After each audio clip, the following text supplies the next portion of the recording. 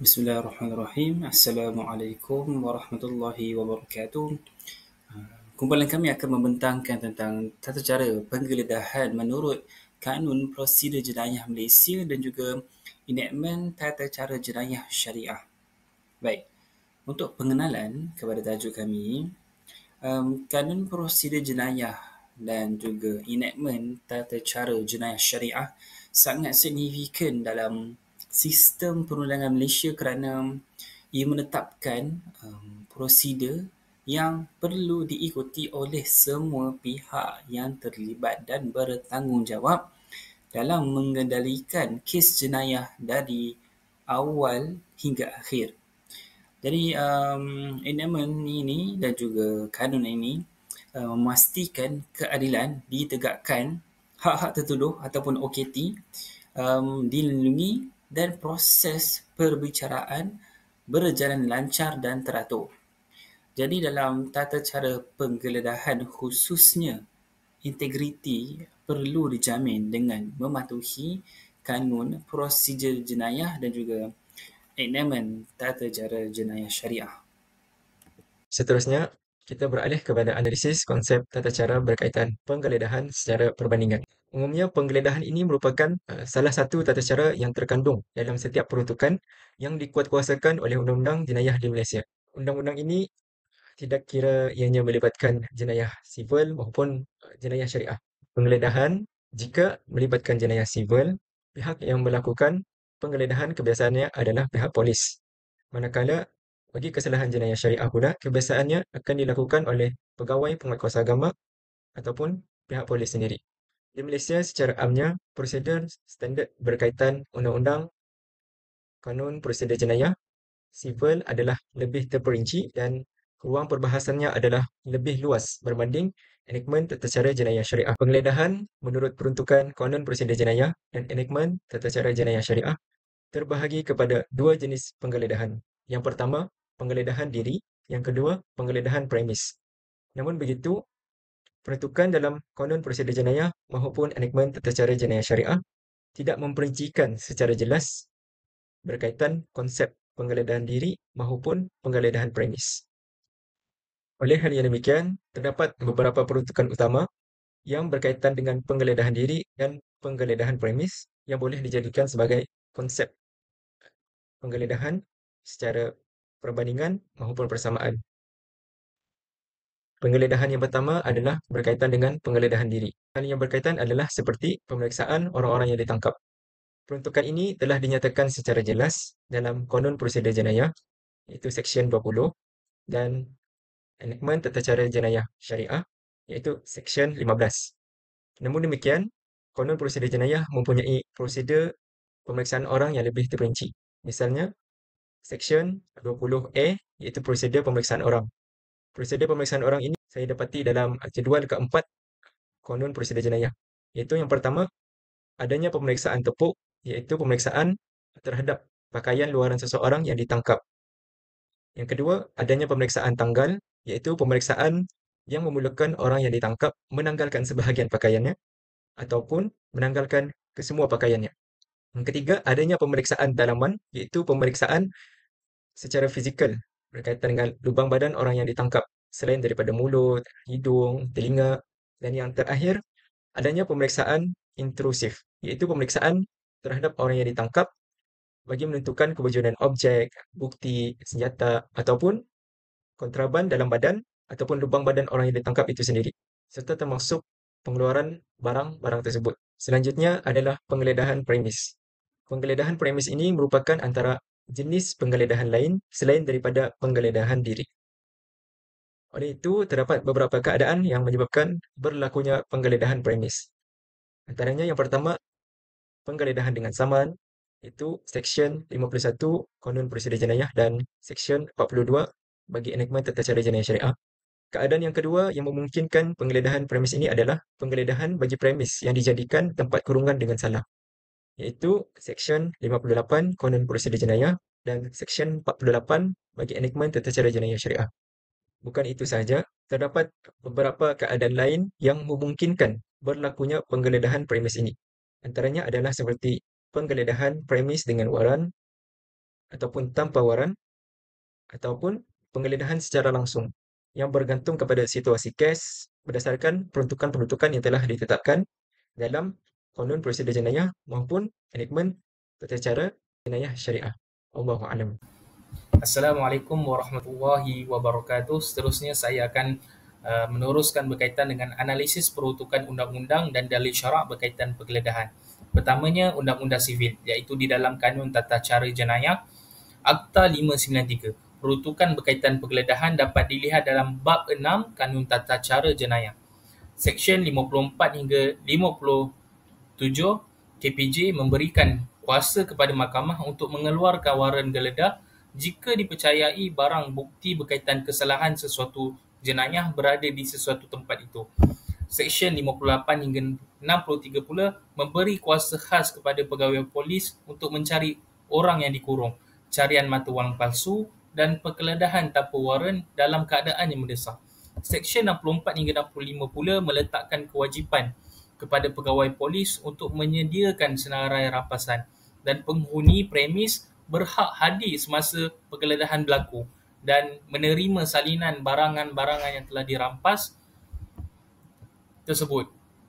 Keduanya, Undang-Undang Syariah iaitu dalam Enakmen Tata Cara Jenayah Syariah Selangor 2003. Peruntukan berkaitan penggeledahan diperincikan dalam Seksyen 44 hingga 45, menetapkan syariat dan had pengeluaran waran geledah oleh Hakim Mahkamah Syariah. Seksyen 46 hingga 49 pula menyusun cara pelaksanaan akses masuk ke premis dan pemeriksaan, termasuk bagaimana pegawai perlu bertindak jika tidak dibenarkan masuk kepada premis tersebut.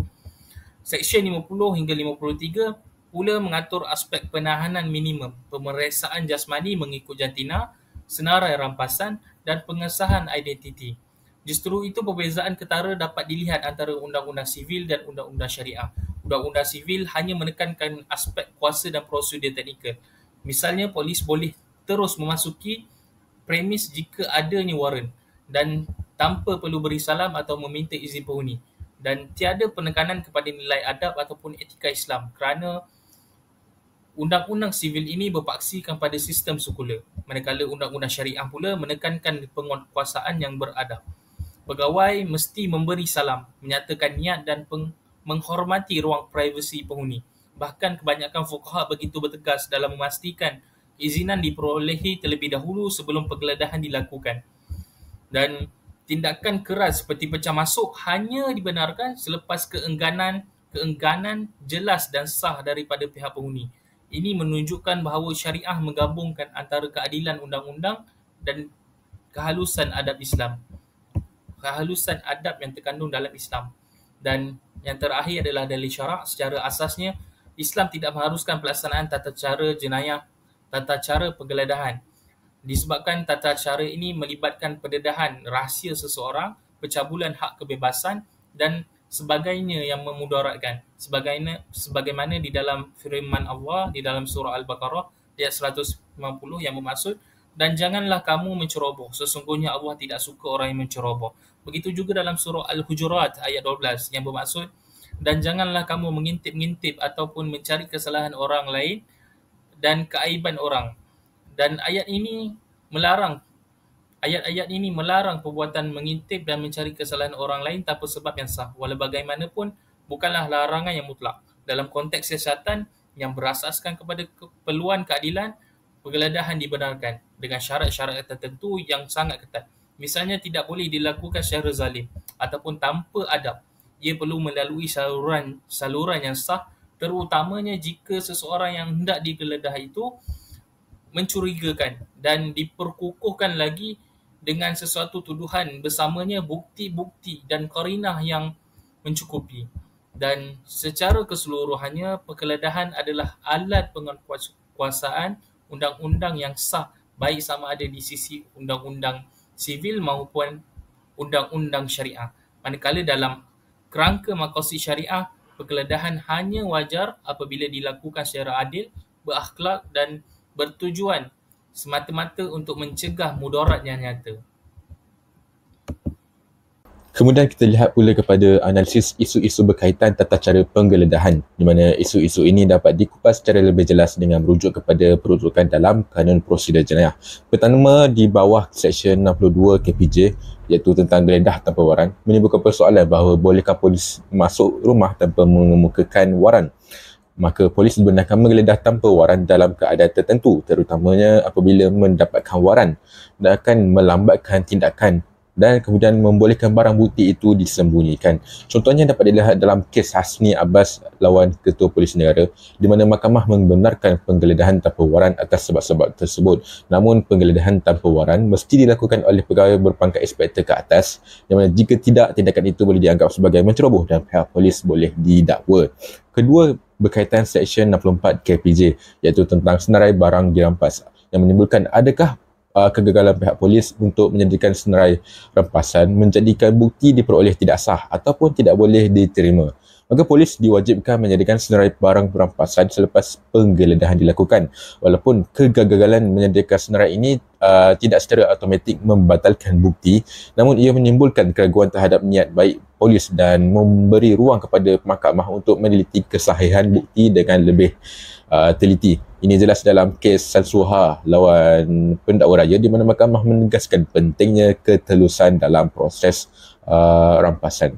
Ketiga, mengenai Seksyen 57 Klausa 2 KPJ, iaitu tentang bentuk waran geledah, menimbulkan keperluan meletakkan bilangan hari bukan mandatory.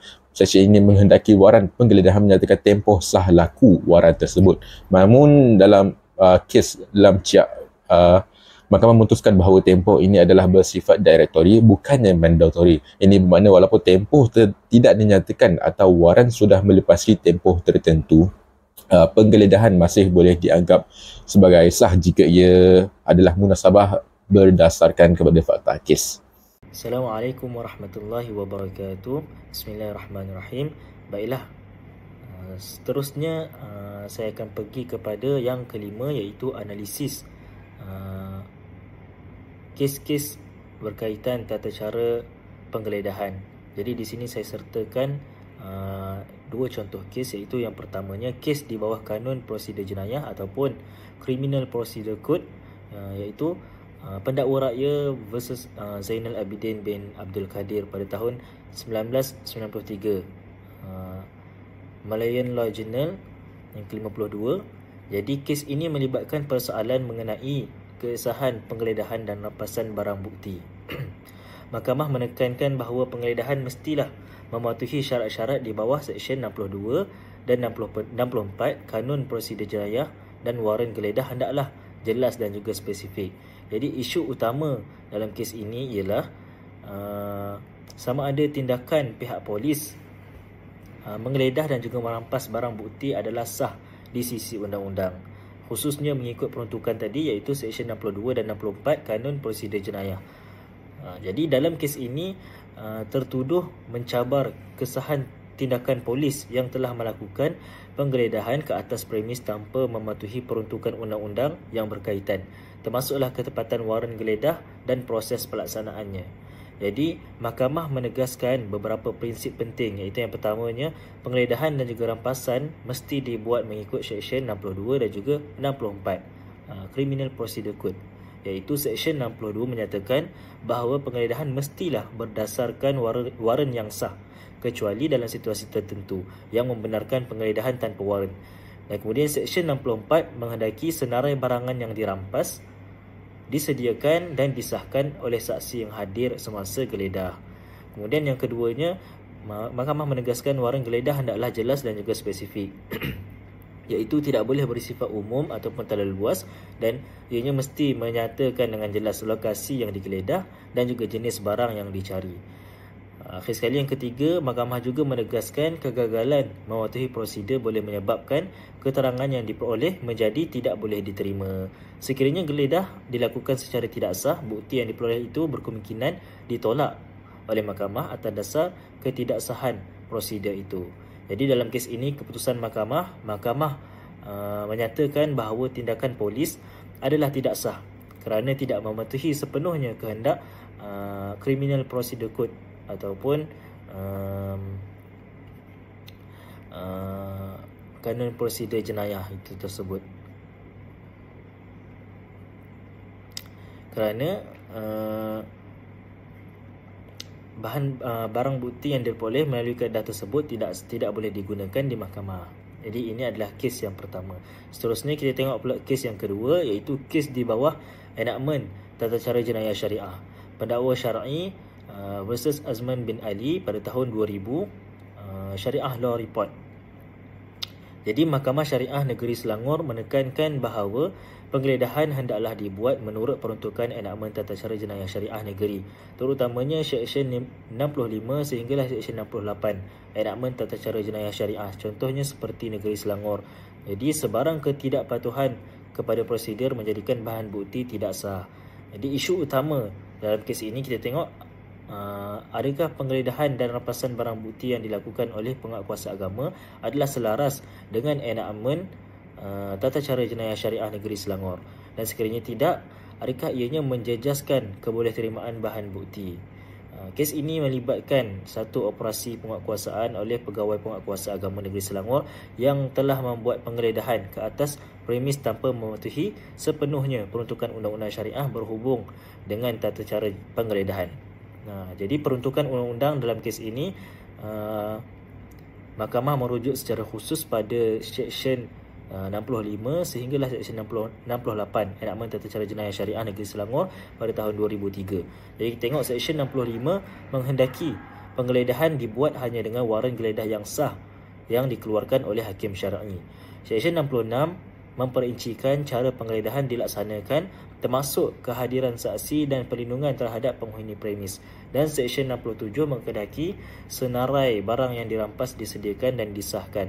Akhir sekali Seksyen 68 menghendaki semua barang yang dirampas dibawa ke hadapan Mahkamah Syariah untuk pengesahan.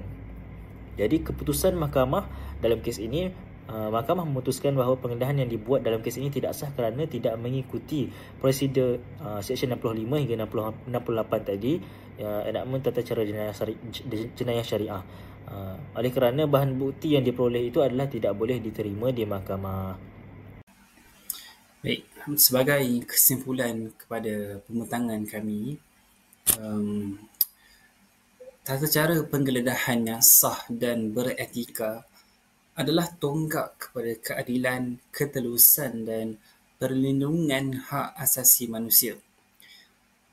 Ia bukan sekadar keperluan undang-undang, tetapi juga tuntutan moral dan agama dalam memastikan siasatan ke atas sesuatu kes jenayah itu dilakukan dengan secara adil, profesional dan bertanggungjawab, sesuai dengan satu kaedah fiqh.